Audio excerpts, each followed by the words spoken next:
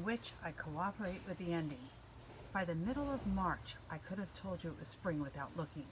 Jessie did not come around anymore. She was fishing the rewarding waters of the open stream.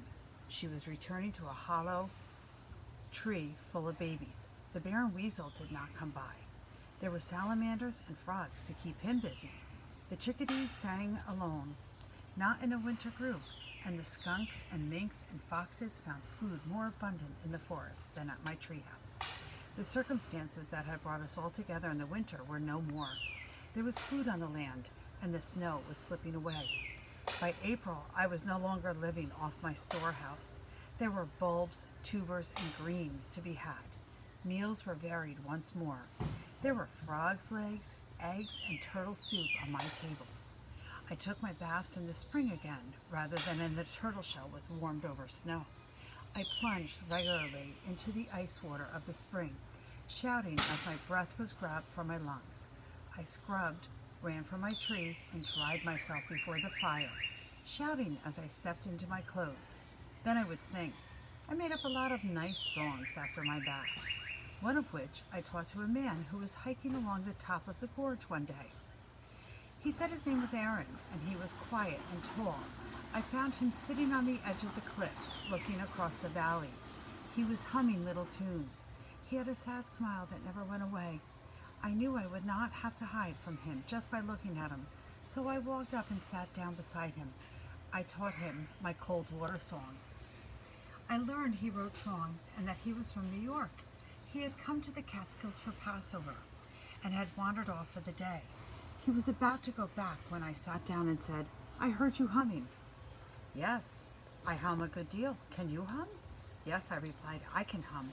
I hum a good deal too, and even sing, especially when I get out of spring in the morning.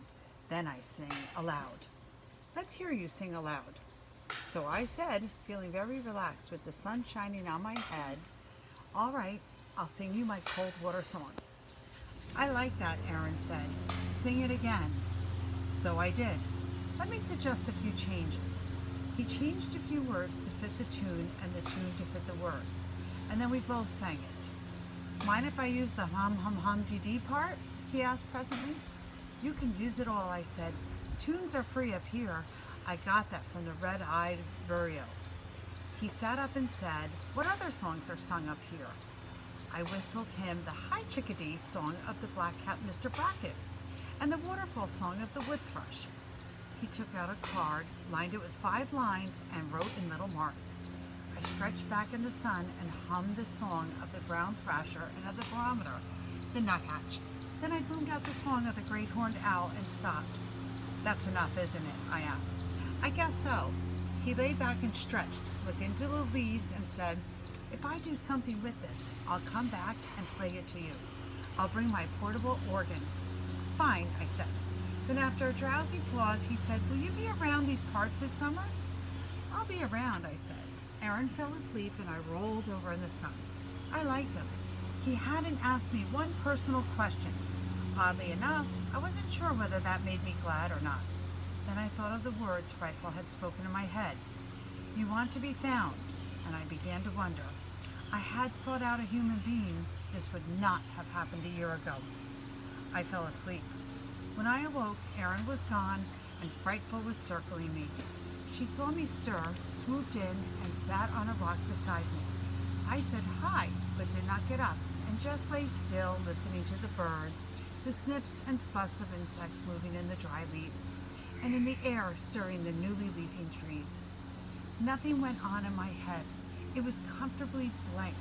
I knew the pleasure of the lizard on the log who knows where his next meal is coming from. I also knew his boredom. After an hour, I did have a thought. Aaron had said that he was up in the Catskills for Passover.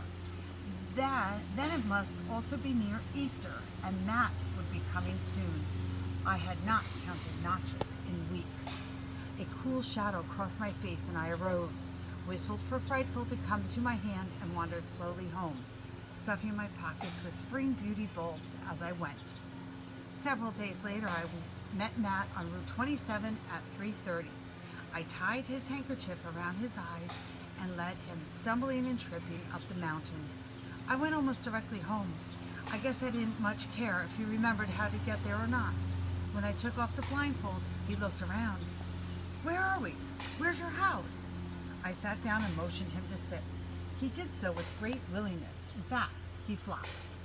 What do you sleep on? The ground? I pointed to the deerskin flaps moving in the wind in the hemlock. What'd you do? Live in a tree? Yep. Matt bounced to his feet and went in. I propped the door open so that the light streamed in, and he shouted with joy. I lit the tallow candle, and we went over everything, and each invention he viewed with a shout. While I prepared trout baked in wild grape leaves, Matt sat on the bed and told me the world news in brief. I listened with care to the trouble in Europe, the trouble in the Far East, the trouble in the South, and the trouble in America. Also to a few sensational murders, some ball scores, and his report card. It all proves my point, I said sagely. People live too close together. Is that why you are here? Well, not exactly. The main reason is I don't like to be dependent, particularly on electricity, rails, steam, oil, coal, machines, and all those things that can go wrong. Well, is that why you're up here? Well, not exactly. Some men climbed Mount Everest because it was there. Here is a wilderness. Is that why? Aw, come on, Matt. See that falcon? Hear those white-throated sparrows? Smell that skunk?